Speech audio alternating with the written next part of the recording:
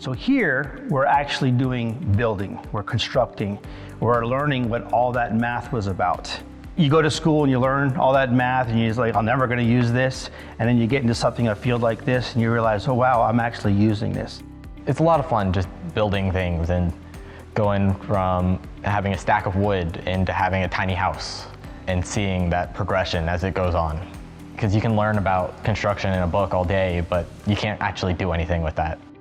I think one of the best things about it is that it's a variety of things and it's hands-on. And I think for a lot of our students, that's important.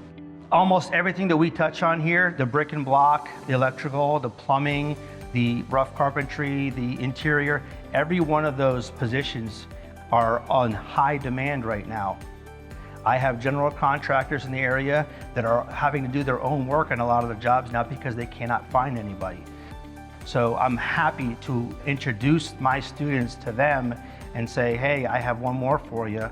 We also work with them on interviewing skills. We go over how to turn maybe a negative on their resume into a positive. We all have stories to tell. I've become a mentor for them. I didn't expect to be that. I thought I was going to be a facilitator, and they've taught me a lot. People that like doing things, doing projects, and someone that doesn't know what they want to do yet.